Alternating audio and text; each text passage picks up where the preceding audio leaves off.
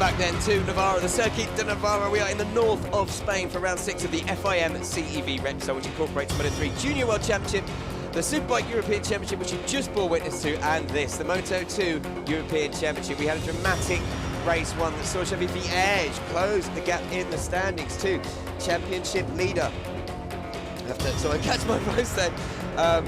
Pons, Edgar Pons.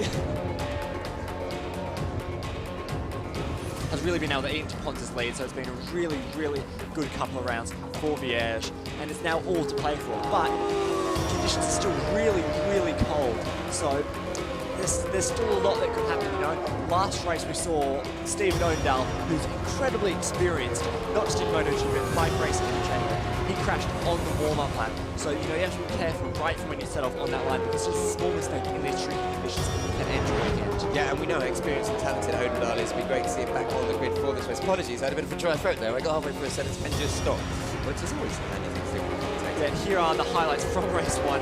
Huge exhaust! Oh, wow, what happened there? Yeah, I think we missed that from Marcel Brenner there. But that's what caused him to retire. Yeah, some interesting sparks. A great fight between Luca Marini and Eric Granado at the start. Both riders were really, really good.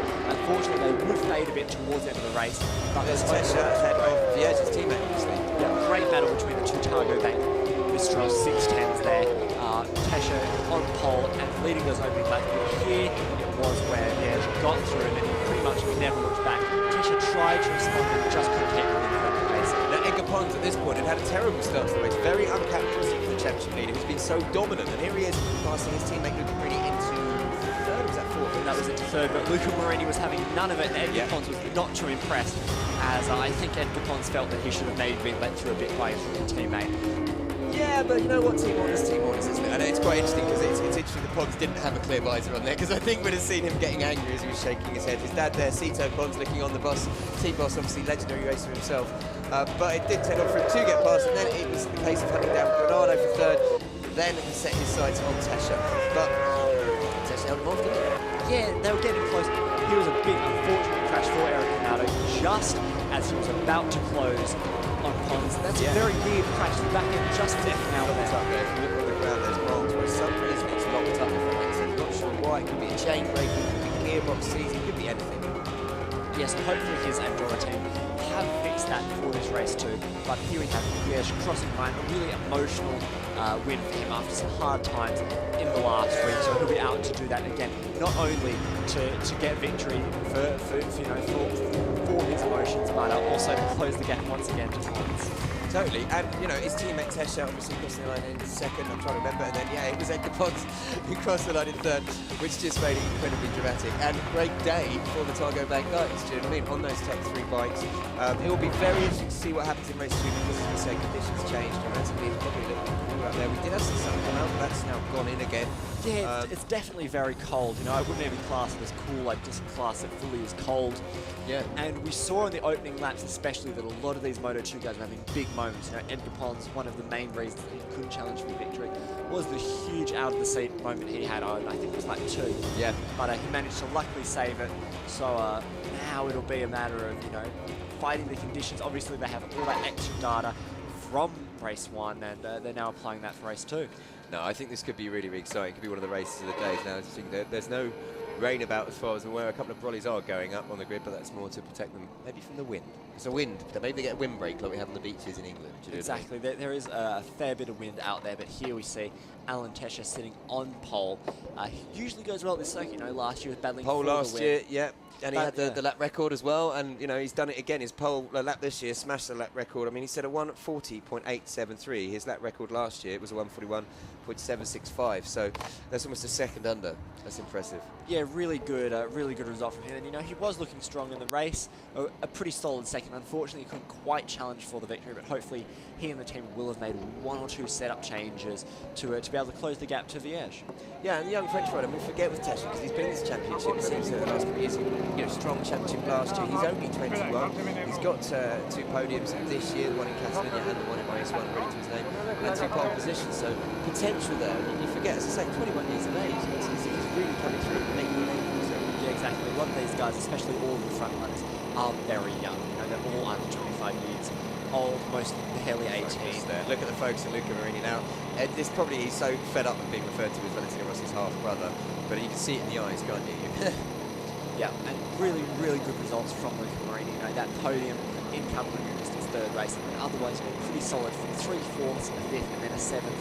Unfortunately, crashed in Aragon race 1, but he was just really, really good Premier season. Yeah, great race 1 as well. I thought great race 1. As you say, when Pons came past, you'd expect him almost to give up, but he battled on for a couple of laps and really never gave Pons a chance to relax, you know, or give him an easy job. So Marini there, qualifying in 2nd on the grid behind Tesha, and then his teammate takes up the 3rd spot on the grid, completing the front row. Now, Pons, as we talked about, you know, moving up to the Moto2 World Championship next year with the Stats team.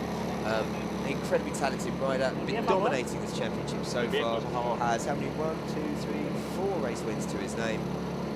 You know, at 156 points on the championship. Really impressive. Yeah, and he's now balancing his CEV duties with World Championship duties. He's filling in for Mika Kallio in the Italtrans team.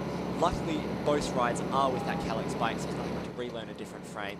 And also, luckily for this year, the CEV series has changed their tyres and some of their regulations to be more in line with the World Championship. Exactly as we always say. Not say. having to swap from Michelin tyres like it was last year. It's Dunlops in both. The wheels are the same size, which was one of the biggest criticisms. Yeah, just trying to make it set, and a rider making a step up doesn't need to adjust, do you know what I mean? So trying to make it as easy as possible to transition. And yeah, unfortunately, Federico Fellini, I'm guessing. Yeah, won't be starting the race.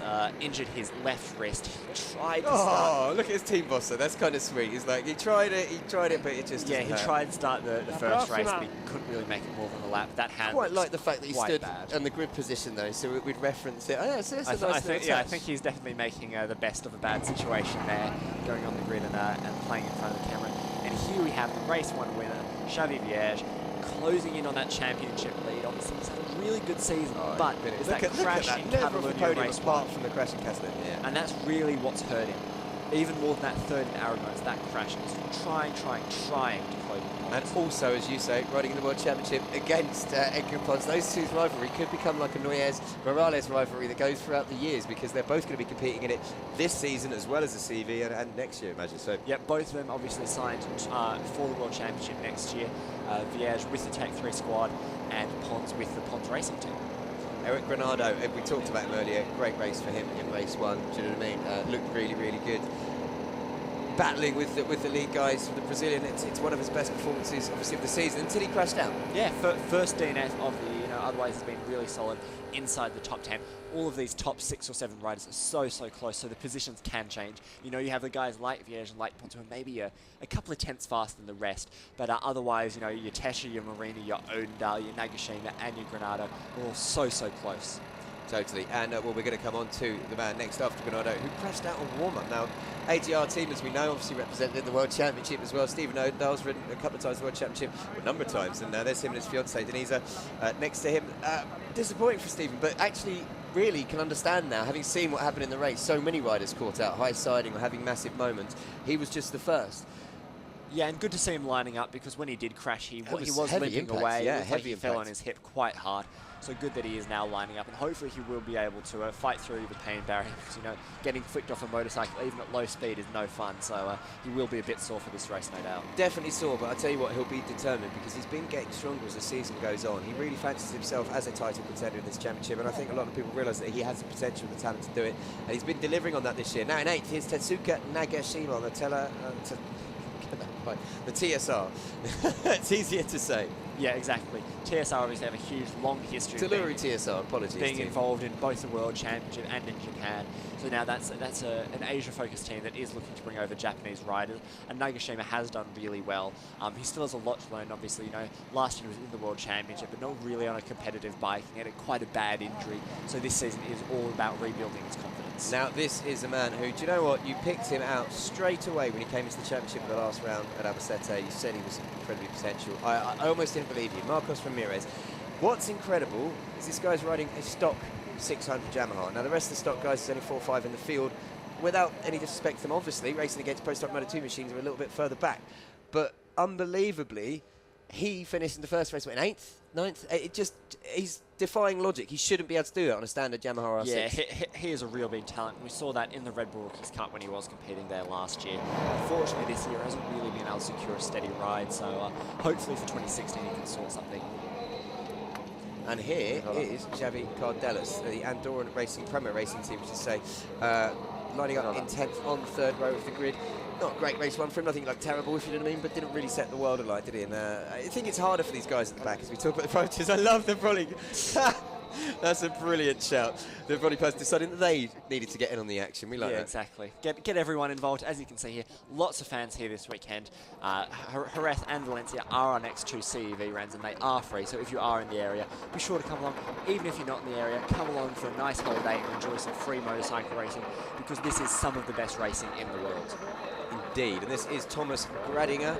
He is on the Cofane Racing Team machine, and yeah, as you say, really is CEV. I think I haven't been introduced to it massively this year. An incredible platform for these guys, designed, as we've mentioned many a times, to give them a step up to the World Championship. But you just get to see some incredible racing and the real talent. You know, we're looking at so many future World Champions today that it's probably embarrassing when you look back in the history of the CEV. The majority, I think 80% of riders now in the World Championships have come through this championship. Yeah, certainly in recent years, the trend has been definitely a shift towards racing here. And it's not just racing here, but it's also racing in Spain in the pre-Moto2 series, then coming to the Junior World Championship, then maybe either to the World Championship or stepping up into Moto2 within the CEV for the European Championship. So Gradinger, as we mentioned, he's on the FTR. He was in the CEV Moto3 last year, didn't actually score a point.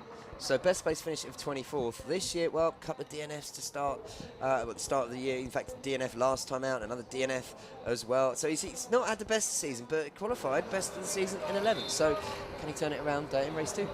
Hopefully. And here we go to Thibaut Burton on the Suter, number 8, ready for a good result. Last year's stock 600 champion. This year had a pretty okay season. Yeah, you know, good scored points almost every time out. So unfortunate race 1 for him, but he'll be able to come back and get points once again, hopefully from the Frenchman. Right then, so we are gearing up for the Moto2 European Championship race number 2. Let's have a look at the official starting. Alan Tesh with Luca Marini and really tight times at the top. Then Federico Fellini won't be starting, unfortunately, with Liège, Bernardo, Odendahl, Nagashima, and Ramirez on the stock 600, as we've said.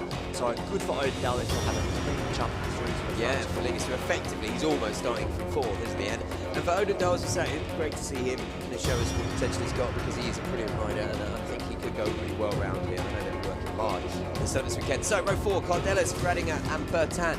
Row 5 is Medina, Morales and Iker Legona. Max Enderlein starting off on row 6. Row 7 is Christian Palomares, Miguel Pons, no relation to Axel Pons, and Thomas Sigvarsson. Yep. Row 7. Ahead of Gabriel Rubin, teammate to Fellini, Juan Salazar, Marcel Bueno, Nicky Coates, Bartolomeu Sanchez, and Borja Kiel. And at the back, the Australian Corey Turner, Stefan Frossard, Swiss rider, and Bradley Reyes, who mentioned on the experimental virus couple steering bike. Yeah, a lot of work to do still for Bradley and that virus bike. All the bikes now leaving. It looks like there's one stuck on it. What is that? Is that Turner maybe? That would be just not a great day for Turner, would it? No, that's number 42. That is Stefan Frossard, unfortunately, but he's got the bike going, so hopefully he'll be able to line up in the grid as long as he can get ahead of the safety car. Perfect. So they're teetering around here. Taking his time. So is Bernardo taking a sign of the cross, kind of doing up his leathers. It's interesting, different rituals people have on the sighting lap, isn't it? And, you know, they make their way round this incredible circuit in Navarra. You know, it's 3.8 kilometres. You've got 16 corners, 9 left, 6 right, and a straight of 800 metres to start, finish straight being the longest one.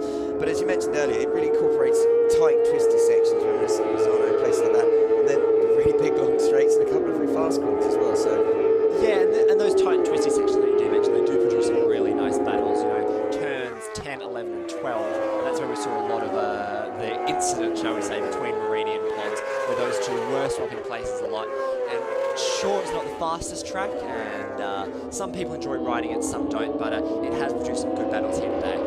right, just to remind you, the Mason started a little bit late because of the rain show we had on the first race of the day, so like race 1. So we're going to get away very shortly. It's 18 laps now, so 2 lanes is scheduled for. So 18 laps of a lot of drama, I think. Will Viège be able to make his way through the field again to challenge at the front? Pons really would be looking to take a race win. He'd be disappointed to say to not win the last race. A bad start for FIM CEV. He'll want to get a good start. Here he is coming 3 points out the front. Yeah, it will be interesting. It will be interesting to see how the battle between Vierge and Pons ends out. That's sort of the big battle that we've been paying attention to. You know, the battle for third between the likes of Odendahl, and even Tesha is also pretty close. So I think this forget Granada as well, obviously. Yeah. So I think this championship will certainly go down to the wire.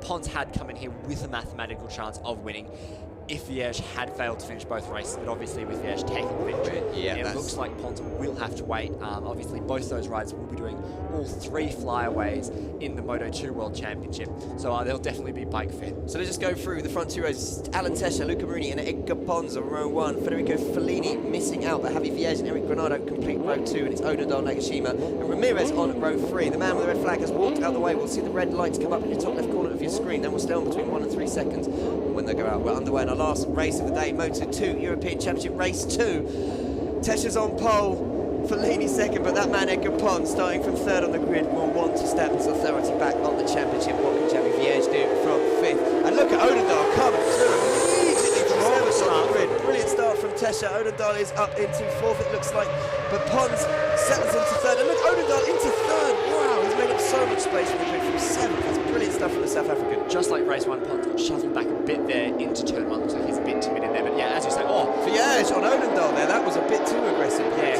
the South African having no fun there. But and Odendahl, after a great start, has been knocked back through the field, as you can see. Once again, really good start from Alan Tesha with Marini just behind. Then Medina and Ramirez both making really solid starts. Ramirez up into 7th, Medina up into 6th. Medina having started down in 13th position. I can't get over. Look, and they're both through there. Is that, wow, that was incredible. Marini there getting the shoulder there from Tesha, it looks like. Looks like Vierge is taking the lead now. Just Vierge shuffles back to 3rd. Oh, a bit of an out of the seat moment there for Tesha. Like we saw in race 1, have to be careful with his opening laps. Tyres a bit cool. Track conditions very cold. Watch for people making a move, and it is Marini goes into the lead on Vierge. I couldn't believe Vierge had come through from 3rd into 1st there. It's all happening so quickly. So it is Marini, Vierge, Tesha, Pons. That's your front 4. Odendahl 5th and Medina 6th. Yeah, really good result. It looks like none of these front 4 will be able to break away from each other. Obviously, you'll have Pons in theory charging through. It'll be interesting to see what Odendahl, just hanging off the back in 5th, can do. He had such a good start, but they got pretty much hung out to dry by Vierge, didn't they? And then had to stand the bike up and drop back a few places. But now he's just regathering himself, getting back. Let's have a look at it, actually. Here we go. Oh, a bit of a big moment moment for there. Odendahl there as well. And that was Vierge just slipping through at the same time. So Marini leads, Vierge, Tesha, Pons. Interesting. This is. It's Pagilis Amarellis, Tech 3, Pagilis Amarellis. So this is just how it's going to be. I think these teammates in it, and then, as you say, Stephen Odendahl and 55 Medina, unbelievably, number 20. Oh, big crash at the back there. Oh. Rider down, not quite sure who that is. It looks like the rider who crashed is relatively okay. He's holding his left holding his wrist with a crash like that, you know, just destroyed. Yeah, it looks like the rear tyre exploded. Yeah, the tyre has come off that bike now. That's in the middle of the track. Luckily, there's. I think that's Marcel Brenner, who we saw with the exhaust problem at the start. It looks like his wrist is in a bad way. We'll have to see if the red flag comes out.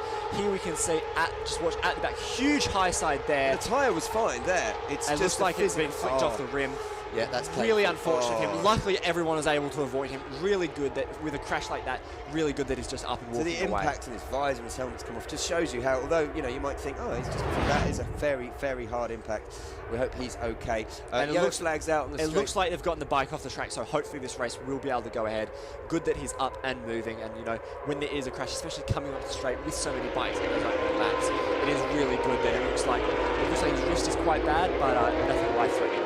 Back at the front then, Marini. He's just got to get the bike legs on Vierge, but as you say, I don't think anyone's really going to be breaking away from this group. Marini, it is Vierge, it's Tesha, and then it's Pons with Odendahl just behind them. Only 2 seconds separating the front 5. And look, Granado, look at him, he's 6th, Medina 7th. What's up for Mims? Just dropped down to 9th. To be expected, really, as he is on the stop on 6th. But a brilliant ride from him so far. Great start to get up to 7th. Yeah, and it looks like Marini's now doing Pons a bit of a favour this race after maybe they had a slightly different view of what happened in race 1. It looks like now maybe Marini will help Pons by perhaps holding out the edge. I think that's the beauty here, isn't it?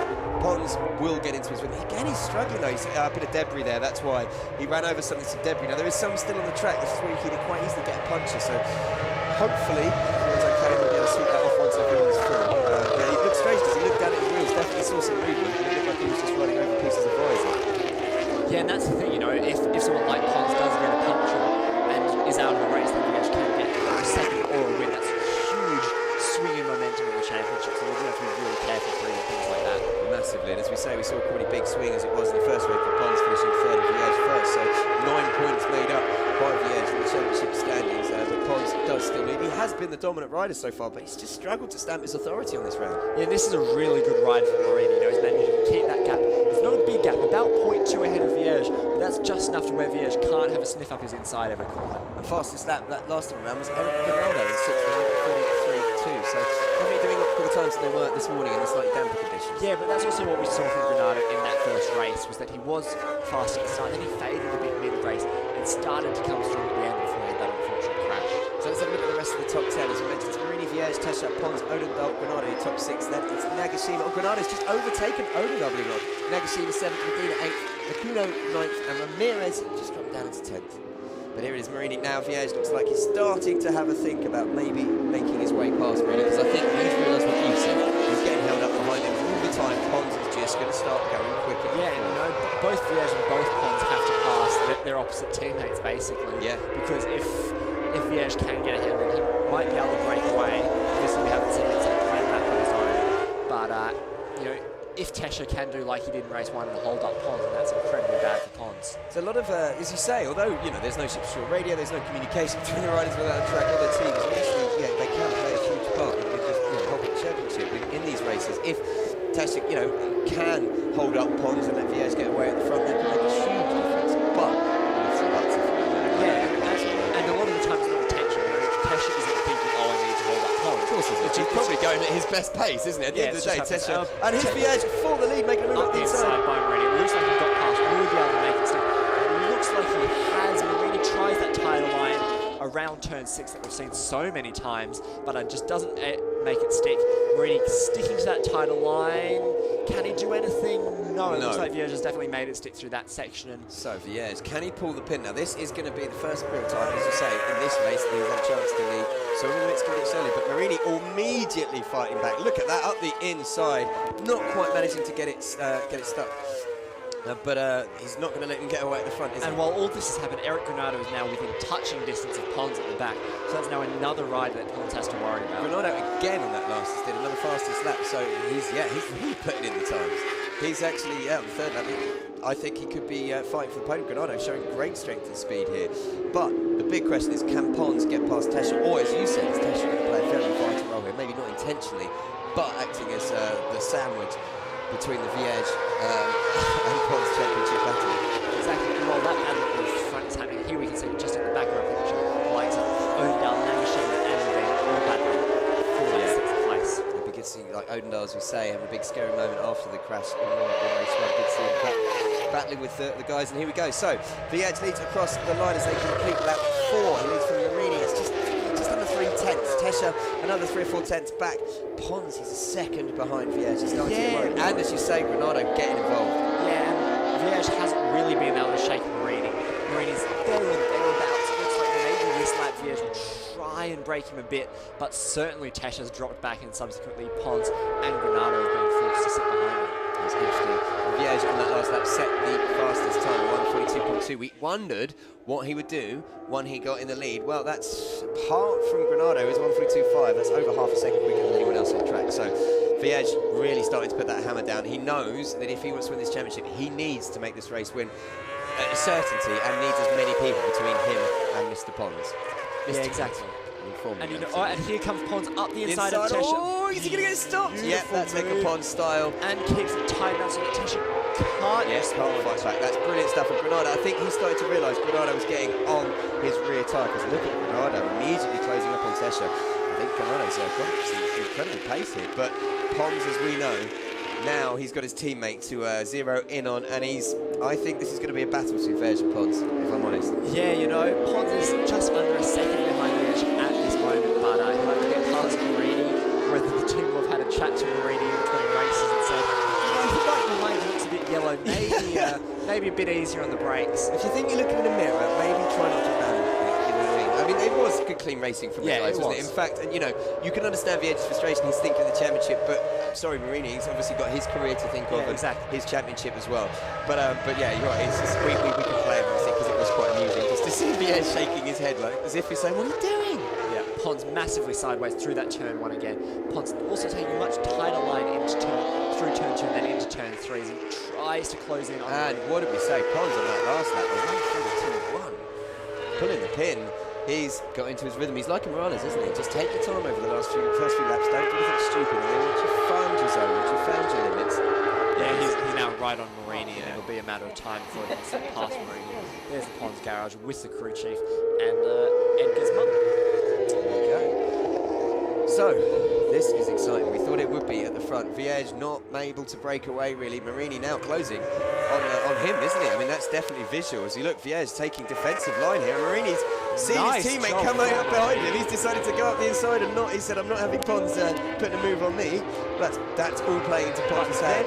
Oh, there's contact there as Vieg tries to go up the inside, but Marini's going to defend up the inside. No, he's not. Just not able to. Oh, can he? Do you know what? It looks like Vieg is getting a bit frustrated. There's some big head movements. I think Marini thought he could have put up the inside. The second one thought, I'd probably better not, having just made contact with one of the championship, leaders. So one of the guys vying for the title of the teammate. That was a bit too much, and I think he pulled out of it, maybe fairly. But wow, fair play to Marini there, though. He's giving it his all, elbows out. Yeah. And now Granado's right up there with him as well. So that's another firecracker happening. Exactly. There is no reason. Exactly what we said earlier for Marini. We say this, well, Vieg and Pons are batting for the championship. It doesn't matter to him. It's his own career, it's his own thing, and the first rule is, as we say, beat your teammate and get out there and do the best you can, and that was brilliant. We're going to see this again because, look, Vieg coming up the inside. Honestly, that's a bit too aggressive for Vieg, I think. Yeah, it looks like he just touched Marini's knee or something, forcing Marini to sit up, but luckily everyone came out of that okay. Yeah, he did just a little bit too hot in there, wasn't he? He was using Marini as a bit of a braking system, but brilliant stuff. And as you say, Granado, and look at Tessa now at the back of this, starting to drop off a little bit. So these front four, but the front four all very close. Front four each split by about 0.2 between each of them, so all within touching distance. He's starting to have a look at Marini. So Marini, having just had that battle for the front, now has to deal with his teammate coming up behind and coming up at a rate of knots, because Pons would know he does not want to let Vieg get away at the front. So this is just incredibly dramatic stuff. We're only on lap 7 of 18. Yeah, exactly. Still a long way to go. And Marini again, Marini getting a bit squirrely on the brakes there, but they're all really closing up after it looks like Vieg should pull out a bit. Wow. Okay, so on that last lap, still Odendahl putting a great lap as well. 1:42.689. But look at Pons as fast as that. We're still seeing from lap 5, 1:42.1. But yeah, so people starting to, their pace is increasing throughout the field. I think the guys behind this group maybe starting to think, hang on, we're not that out of touch. We can make this back up. Especially Granado. Granado's definitely contention for this podium.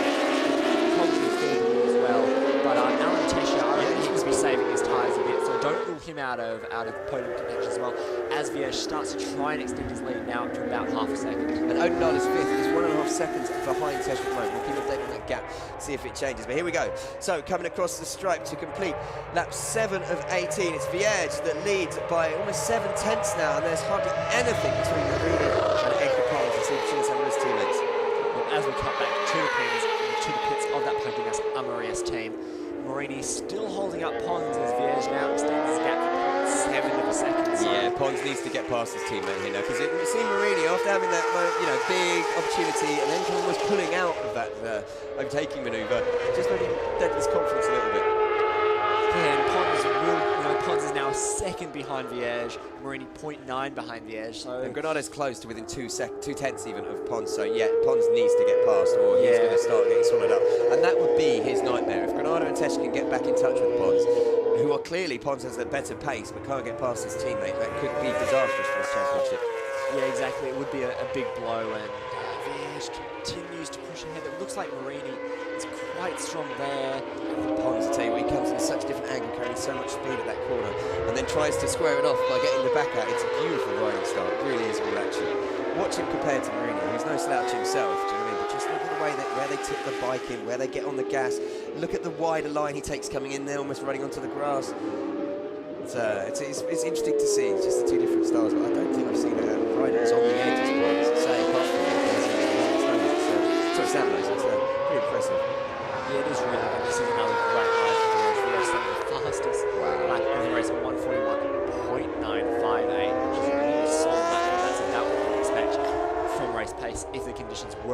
well. And over, in fact, half a second almost exactly quicker than Marini in second. So Pons, yeah, he can't let Village disappear at half a second a lap. He's having a look at the inside of Marini's turn one, but there's no way through there. What can he do? Oh, he gets that bike so sideways into turn two. Yeah, I keep thinking he's going to crash. I've got to get used to that because it is such a violent swerve as well when he gets that back out. But it's beautiful stuff from Pons. I mean, it's just proper all-action riding style. He's just manhandling that bike. Yeah, really good. But it doesn't really look like he's been able to get quite close enough to Marini, to be honest. You know, he's close, but doesn't. Looks like he's having a sniff here, but no, not close enough to make it stick. It's interesting because you say Marini didn't quite have the pace in race one, and Pons was clearly quicker. But in this race, he's not. You know, while he's looking aggressive. Oh, he's tried it up there, but I don't think he's going to get that stopped. No, Marini he's not. loves keeping it nice. But he'll have the inside line into the left-hander, maybe. No, he's brilliant. Look at that. Pons though coming straight back on the straight. They're side by side. Marini defends that line. But he goes Pons up the inside. What is he doing? Oh, brilliant stuff. Contact. There's going to be some contact here. And they're shaking their head, and he looks Marini across goes to his teammate. inside, but no, Pons manages to just carry more speed. Oh, Pons foot off the pay there. Not sure that was a bit of a moment, or just Pons a bit frustrated with himself and with Marini. When he was side by side with Marini, he had a look round at his teammate and shook his head as if to say, "Come on, mate." But again, surely Village can understand that Marini has his own championship. Yeah, but I think it's one of those things in the heat of the moment, it's very hard to understand, you know. They're passionate. Yeah, exactly. You think that your teammate, especially a rookie teammate, should be doing everything he can to help you. And for all we know, the team manager might have told him to, so that's probably why Village was a little bit exasperated. But that means he is now in second. He's setting off to hunt down Village. But Village's gap at this point, where it was 1.4 seconds, it is. It's almost 1.5 seconds now, 1.486. So what can Pons do? Can he eat into this? And that looks like Bernardo and Tesha, actually. Tesha had overtaken Bernardo, but Bernardo fighting back. Yeah, it looks like maybe that battle between Pons and Marini caused both the players and race riders to step up their pace, and Bernardo not quite able to stay with him as Tesha sets his personal best lap. Just to update you on the British riders, Nicky Coates in 24th at the moment, where Bradley Ray's last place in 27th, only 40 seconds off the pace of the guys at the front. But, you know, battling away on that virus, so always collecting data and developing the new technology. Yeah, and another retirement from Gabriel Ruhu with the Team Shouty team. So a pretty bad weekend for them. Obviously, they also run Fellini, who was unable to start the second race due to his wrist. So we have your top five all together here, really. Village ahead of Pons, ahead of Marini, ahead of Bernardo, ahead of Alan Tesha. It's interesting. Neither of these guys, even the ones who are a little bit towards the back of the sprint, don't know that yet, as we say. I think Tesha might be preserving tyres and fancies his chance in the latter stages of the race. Bernardo, we know can be quick. Look at him closing on Marini now. That's literally getting much, much closer, isn't it? Yeah, Marini's really dropping back into the clutches of Bernardo and Tesha. Meanwhile, Pons has reduced the gap by almost half a second to Village. Pons setting a personal best sector in Sector 1, and the fastest sector overall in Sector 2 of this race. So really taking 2/10 of Village in each of those sectors as well. So if he keeps this up, he can catch them in a couple of laps. So very, very interesting. Pons, obviously, as we know, maybe it needed to get past the teammate. He had the pace, similar to race 1 really, but brilliant stuff from Marini and holding him back. And I just for me, Marini seemed to lose a little bit of confidence. We had that moment with Village. He pulled out of it because I thought he didn't want to make contact with Village after they had, and he gets a lot of people shaking heads at him, so he's probably a bit worried that he's annoying, these guys fighting for the championship. But fastest lap of the race there from Pons as he now closes the gap to within a second of Village at the front. So it's definitely not over. 8 laps to go. Pons was almost half a second faster, so if he can keep up that pace, it'll be close. There we see Cito Pons looking on from pit lane. It's still all to play for Pons if he can close it down to Village. It would be very, very interesting because Pons obviously has the pace here. As you say, he's closing almost in every sector. 4.5 tenths quicker on that last lap. But again, Village will probably get a message from his pit wall now just to give him the signal that he's got Pons on his tail, that he's coming as they come around to complete the lap, and then he'll respond, one would imagine. But it's boiling into a brilliant race here. And let's have a look, as we say, apart from these front five, 4 seconds further back, the battle for 6 between Nagashima, Odendal, Lacuna, and Medina's pretty close as well. Ramirez, top 10. It's not bad on a stock Yamaha R6. Yeah, really good. Top 10 finish. Really good for me, especially since the next stock bike is in 19th and is about 18 seconds behind Ramirez. So really, really good ride from him there.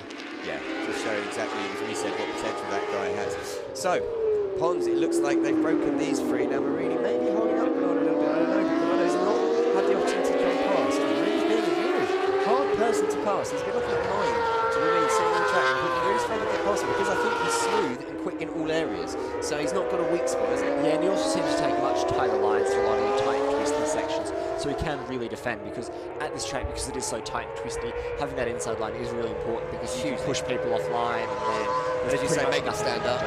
And it looks like that Vierge has responded to Pons there. Vierge able to open up 0.6 of a second in that final sector alone. The gap now back to approaching 1.5 seconds. And here is Odendal with Makona right behind him now. The South Africans, you mentioned, big crash in warm-up in race 1, so he's a bit battered and bruised.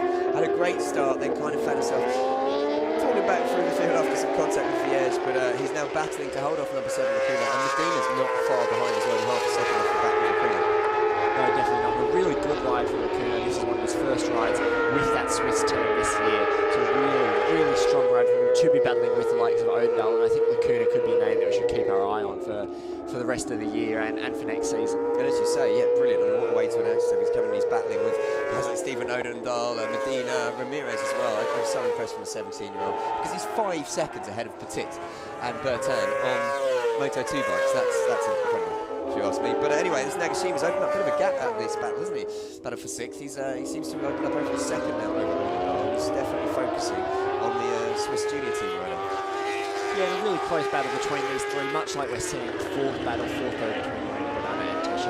Odendal obviously has a bit of an edge over these two, I'd say, but you know, it will be interesting to see if Medina can respond. Medina's had a pretty good season so far, you know, couple of top 6 finishes and pretty much always within the top 10 for him.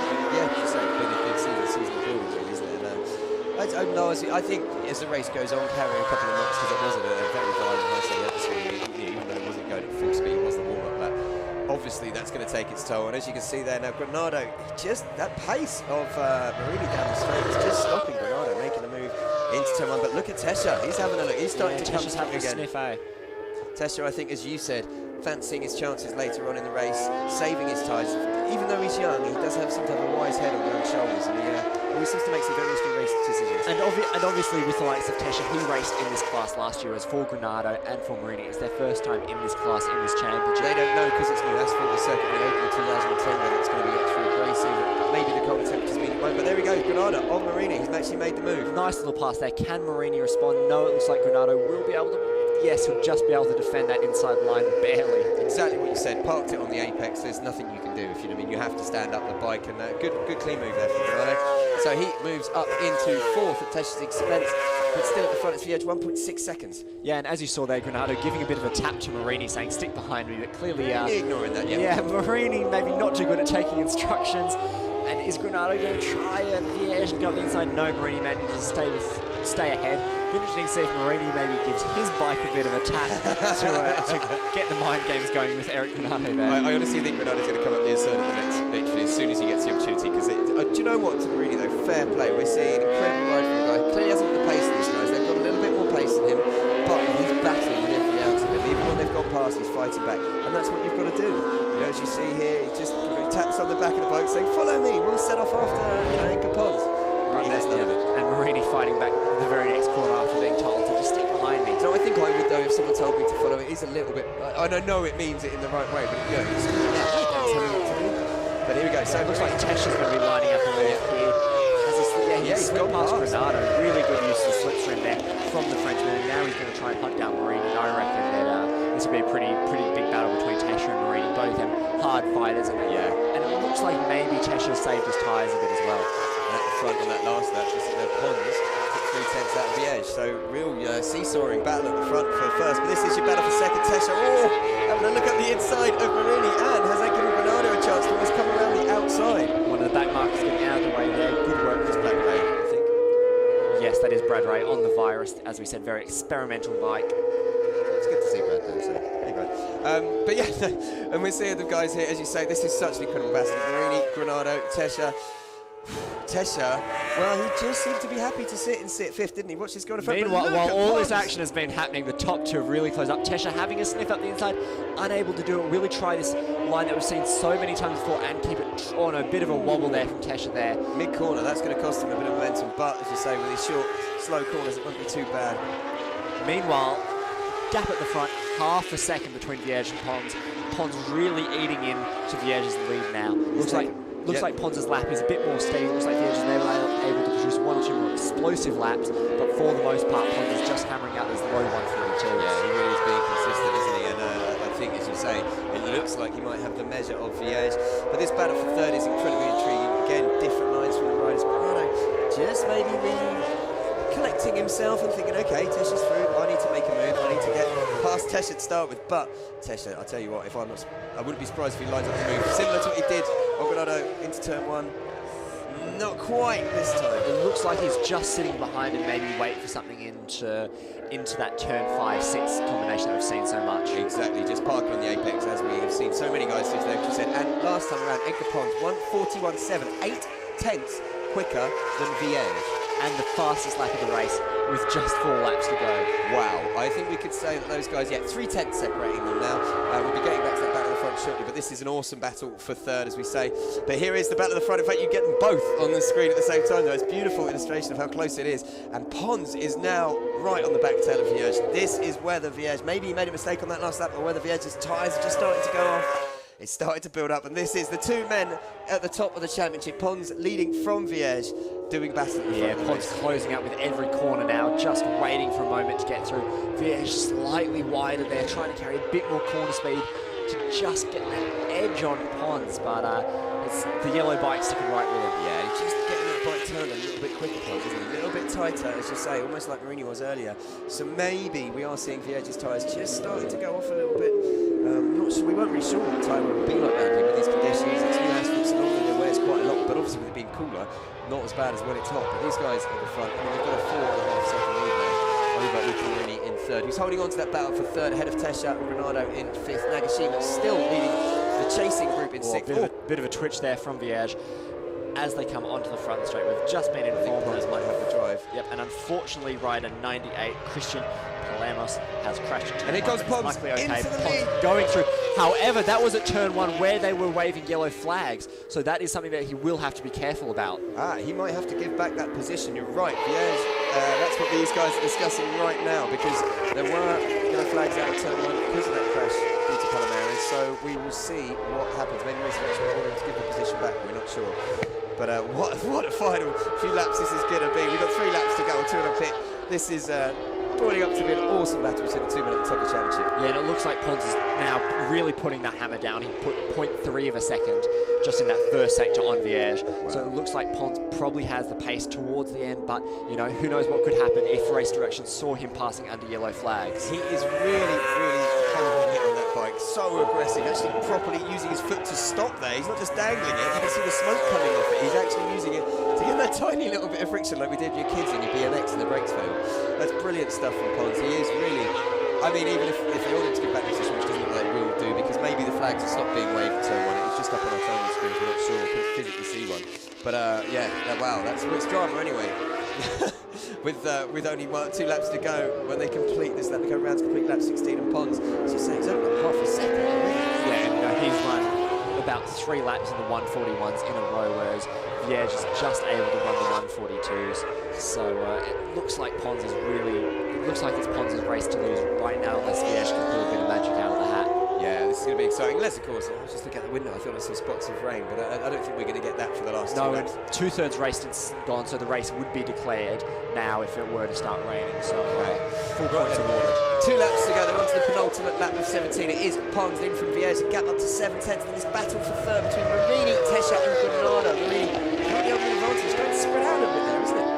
Yeah, really nice battle between these 3 as well, but as you say, it's now starting to get just a tiny bit. Meanwhile, Stephen Odendal's gotten up into 6th, just ahead of Nagashima, so a nice battle between those 2 former World Championship runners. Yeah, some battles throughout the field. Cardelis and Bertan and Graver, great fight for 12th, and mostly back there, but we are looking at Edgar Pons. Bit of a moment there for race lead. Oh, sorry, this is Luca Marini, apologies, as we're from behind. Leading this battle for third, ahead of Tesha and Granado. Just gone off the ball, these guys, a little bit, haven't they? Just seem to be maybe calming down for a last lap. Yeah, certainly Tesha's definitely a guy who likes the last lap pass on. In last year's race, Tesha was hung out to dry by Jesko Raffin, who would go on to be champion at the last corner of this track. So maybe he's learnt from that and is now planning to do the exact same thing on Marini.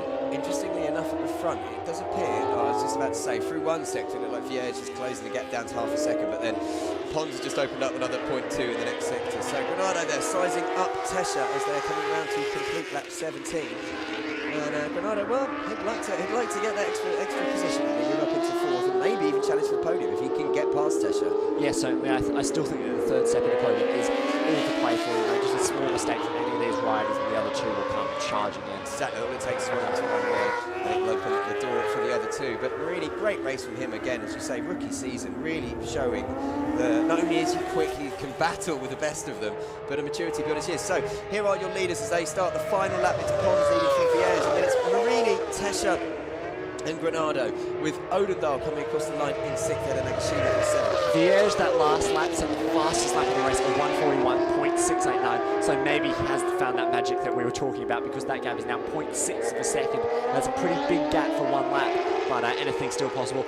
Meanwhile, Tesha now right back on Marini. It's all heating up on the last lap. Vierge fastest through this first sector by 0.3 of a second. He's bringing the fight to Pons, and Tesha doing exactly the same to Marini, the two Paginas Amaryllis boys. And look, Tesha's through, but looks of it, yeah. Tesha up the inside, can he keep it? Yes, he just manages to keep exactly what ahead. we said, stood him up, and look at Granado trying to benefit, coming around the outside of Marini, who would have lost some momentum through that corner. And Granado now thinks, right, I should go up the inside. Doesn't this time. Maybe in the next corner he will, but Tesha, great move from him, and Vierge, the gap down to 3/10 at the front. This is really boiling up. Look at this, and Granado. Well, here Marini comes looking not able to pass through. Tesha putting out that leg, saying, no, you're definitely not getting through He's there. going to turn a little bit tighter. Can he come up the inside here? He's having a look, but not Right. Now we'll slide up the inside. Onto the inside on that beautiful pass there, but he's Won't running get stopped. wide. Oh, and Tesha comes through beautifully. Can Granado's Granado having get a through look. as well? Granado up the inside of the Third to Italian. fifth, from Put the podium Italian straight back there. to fifth. And here we have one of the back markers just ahead. There we go, and there's Pons, and here comes Vierge. He's making a move, Vierge, surely. great move. Can he? Onto the final corner. No, Vierge tries to do what Raffin did last year to Tesha, but just unable. Pons manages to just hold on to victory. Oh, what a last lap. Excellent battle between those two. Vierge gave it everything, but just at the last corner, Pons, huge shake of the head in relief there. And here we have the battle for third. It looks like Granado has managed to come out on top. Wow. Just manages to secure the podium ahead of those two. That's unbelievable. We said that podium spot was up for it. And then it is Odendahl who finishes just a tenth ahead of Nagashima to secure sixth. Brilliant stuff.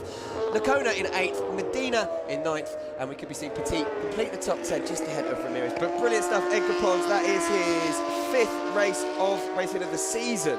And Vierge once again on the podium. Every time he's finished, he's been on the podium, Vierge. And a great battle between all of those top 7 riders. You know, huge fights between them all, and only a couple of tenths splitting up. And battle for third, Marini, Tesha and Odendahl. In fact, we've got, Granado.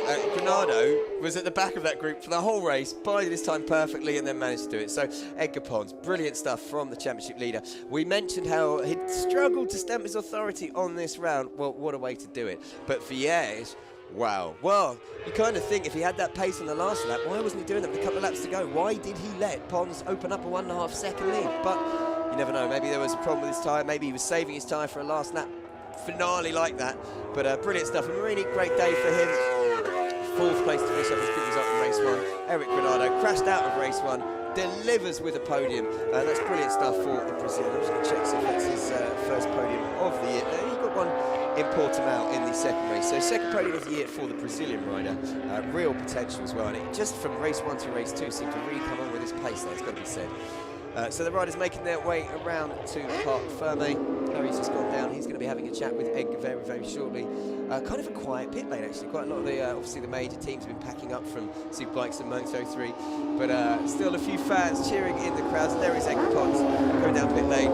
Happy to have returned to the top step of the podium. Rare blip for him in race 1, really, finishing third. So, yeah, he'll be a happy, happy man. And he'll be kind of undoing, not all of the damage done by Vierge to his championship lead in race 1, but he's recovered another 4 points. Vierge clawed back 9 in race 1, and then Edgar Pons has got back 4 in race 2 from Vierge. So we'll go through the results very, very shortly as the rest of the riders cross the line.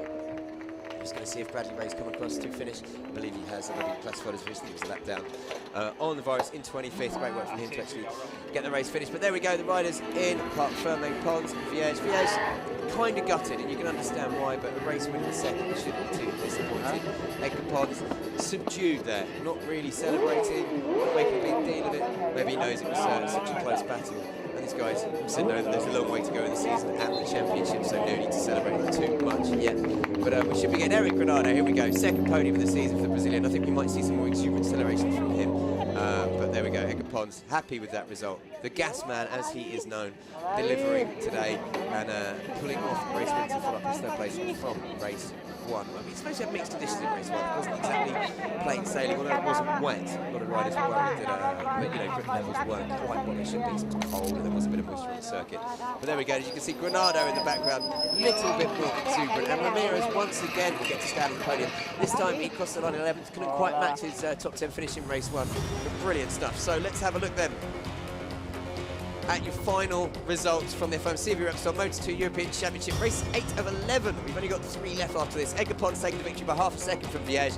Granado completing the podium after a dramatic move towards the end on Marini and Tesha, who are 4th and 5th. Odendal 6th. Brilliant stuff from him. It was Nagashima 7th, Acuna and Medina 8th and 9th. Petit 10th. Marcos Ramiro on the stock in 11th. Stock Yar 6th. Javi Cardenas 12th. Bertan 13th. Morales 14th. Ramdan Rosley getting the last points. Thomas Gradinger on the FTR in 16th, Juan Salasa 17th, and Max Enderlein in 18th, German there.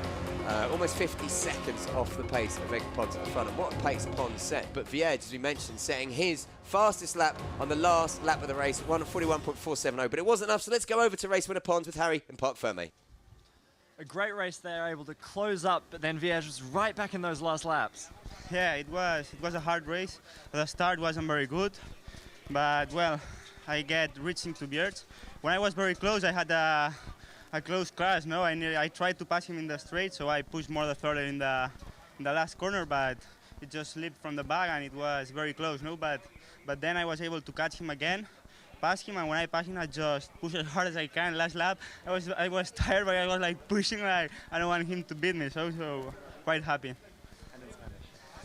Sí, ha sido una carrera dura, ¿no? Al principio no he salido muy bien, pero bueno, después he ido remontando, he ido cogiendo mi ritmo y una vez he conseguido atrapar a Biertz, la verdad es que tenía pensado adelantarlo en la recta y en la curva me lo he preparado mucho, he acelerado demasiado y casi me voy al suelo, ¿no? Y se me ha vuelto a escapar. Después ha sido otra vez pues concentrarme, atraparlo y cuando lo he pasado he tirado a muerte, no he dejado nada, la verdad es que ha salido bien, así que contento. There we go then, Edgar Pons, as I mentioned, taking his 5th win of the season in the Moto2 European Championship. Let's have a look at some highlights. So, Alan Tesha was starting on pole, Marini and Pons on the front row. There was Viège from 5th on the grid. Knew he had to get a good start, so we didn't let Pons get off at the front. And, well, it was a dramatic race right from the word go. It was brilliant stuff. Granado there, showing his colourful side with the glasses. Brilliant start from Tesha, Marini, Pons. But look at Stephen Odendal, get up to 3rd in the first corner. He unfortunately got knocked back. Then this huge high side. Luckily, no one else involved in that crash. The ride was the same as grasping his left wrist. Hopefully, he was okay. That was Brenner, wasn't it? Marcel Brenner, horrendous high side there. But then we saw Javi Viège make his way past Luca Marini, and at this point, it was Viège, and then 2 Pagelis and Amaryllis bikes behind him. Wouldn't take long though for Viège to get involved with another brilliant battle with his teammate. Look at coming up the inside here, but Marini wouldn't stand back and let him do it. Look, they have a glances at each other. Finally, Viège getting the better of him, and then he set off. That's what Viège Pons getting the better of Marini. He set off in pursuit of Viège at the front. Yeah, really good ride from Pons, and as we heard in Parc, he almost crashed at the last corner when he was really pushing to get with Viège. It's an incredible result. Huge crash there. That's huge. We didn't get to see that. No, that's one we missed. I think that looks like one of the stock 600 riders. I think that's number 98. Was that Palomares, one we missed that was into turn 1? Yeah, that's what put the yellow flag's out. And here it comes, as we see, Pons on Viège into turn 1, taking lead. That's what we saw, the Catalan flag, that we thought was a yellow flag into turn 1, but they'd obviously stopped being shown at that point, so the move was legal. Look at Viège, last corner. No, on his last lap, carrying a 1:41.4, fastest lap of the race, despite that moment at the last corner. He looked absolutely drained when he stepped off that bike in Parc Ferme. Both of them absolutely out of breath, talking 100%. You know, look, you can see they're really tended to get off the you're bike. right, look at them. I wonder why they were so subdued. It's because they were that tired. I mean, Granado came in, was bouncing around all over the shop, but wow, that's well, what a dramatic day, and what a brilliant end to the race. And Granado as well, sneaking that last step on the podium. And your man, Ramirez, there once more, leading stock rider. Exactly, and this is really what you want from racing, you know. Really great racing across all 5 races today. We've had an incredible 5 races. All of the racing really close. You know, we've had some absolutely amazing last few laps with riders charging to make up second gaps, and then another rider just trying all their best to recover. And it has been great racing. You know, great to see Pons and Vierge swap wins. That championship gap remaining the same, but with every round ticking down, you know, it is more and more in Pons' favour. And you're right, and you know, we're seeing riders really establish themselves. Yes, we knew Tesha was quick. Granado and Marini this year, I think, have shown real pace. Granado, race by race, seems to physically be improving. So pretty impressive stuff. Great race. There is Ramirez taking his stock trophy for leading stock rider. He finished in 11th. The next rider was Solosa in 17th, and then the other one was in 23rd. So that gives you some indication of how well he's performed. And then third, as we mentioned, Eric Granado, the Brazilian, leaving it to the last minute, was in 5th pretty much the entire race, wasn't he? Sitting behind Marini and Tesha, letting them do their thing. Yeah, really good race from Granado. You know, clearly all the 3 of those riders were in contention for that 3rd place. So a really good, deserving ride. His leather's still pretty scuffed from that crash this morning. So hopefully he'll be able to get a new set of leathers as a podium. You can see how much it means to him as well. As you say, the crash this morning robbing him of a great race finish. So second time he's been on the podium this year for the Brazilian after, I believe it was Barcelona that he was out on the podium. So great work from him. And in second, we're having Vierge. I mean, you kind of think if you're Vierge, what do you have to do? You know, he won race 1, it was a brilliant ride. He's given it his all, and as you say, maybe, I think, left it a bit too late there. I don't know if he was, why he decided to save his best time for the last lap when he gave Pons almost half a second or a second the 2 laps before that, if you know what I mean. Yeah, it was a really good race, and I think the last few rounds of this Moto2 European Championship will be excellent. You know, obviously these guys are going to be battling it out in the World Championship right with each other for the next 3 weeks in a row. So they'll certainly know each other's tactics, that's for sure. Yeah, actually, I'll tell you what, Moto2 will be tasting the World Championship now when they go to the flyaways. These guys know respite. They're heading, obviously, out to Japan for Moto Grand Prix of Japan next weekend, which could be quite tasty. And we see Edgar Pons get presented with his winner trophies. Very popular winner here in Spain, the gas man as he is known, as we say, racing in the Moto2 World Championship over the Tautro's team, and moving up permanently next year for his first full season, deservedly so for the performance we've seen from him today. Yeah, but both him and Vierge have had excellent seasons. Both of them really do deserve the championship. And so now the Spanish national anthem once again today.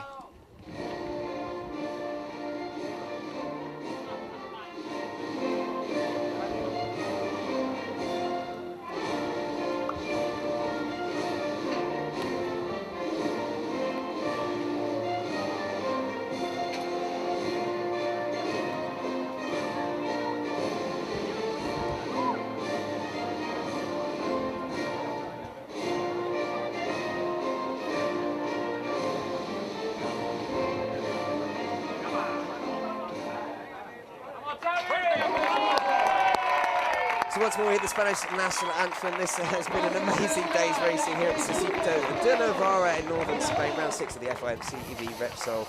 And the champagne is getting thrown now. Watch the girl disappear behind the thing. Yeah, she's not silly, she's clever. Straight away, they try to get her this time. She's hidden well. And the riders liberally soaking each other. Poor old Ramirez, he has fizzy water. He actually looks quite tired. He's having a drink of it. Because he's like, can I swap for some champagne, please, boys? Please. Yeah, but Vierge getting an absolute massive soaking there. Those leathers will definitely need a wash. But very well deserved, you know. All 3 of those riders had to battle so hard to get on the... Just a brilliant race today, it's got to be said. And interestingly, if you look back on that last lap, Vierge fastest in Sector 1, Pons fastest in Sector 2, Vierge fastest in Sector... sorry, slower in Sector 3, but said his personal best time. Just amazing stuff, real battle to the end.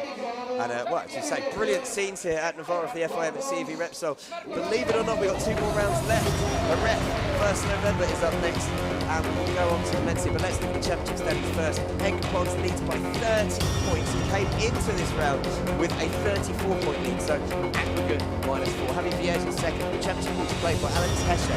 Good couple of races for him, up into third, 83 points back. Luca Marini 4th, Stephen Odendahl 5th, Nardo 6th after his second podium of the season. Nakashima again, great weekend for him, and Medina. And Fellini, unfortunately, having to miss out, still stays in 9th, despite missing both races. Yeah, but Fellini's still hanging on to that top 10 finish. That's a really good result, and hopefully he can come back and rest. even stronger. Then Burton in 10th, ahead of Pitet, Nicole Pons, Xavier Carnrosted, and Ryder. Brandon was in 14th, Marco Neckis in 15th, Gabriel Lugu, unfortunately unable to progress to 16th. Lucano, who was only 15th on his first ride on the Susha. That's a really strong result from him this weekend. And Marcus Ramirez, 18th overall on that Stock Yamaha, clearly leading that Stock 600 championship. A lot of the riders you see there not here today, like Lewis Eke, but Nicky Coates in 23rd with 7 championship points. Marcel Brenner, we still have was it the accident? Yeah, very nice one. Hopefully he'll be okay. But just to remind you then, next round, 1st November in Jerez, 2 Moto3 races, 1 Moto2 and 2 Superbikes. Then it's the 15th of November, the week after the MotoGP final in Valencia. That's the FIM CEV Repsol. Up next, it's Jerez.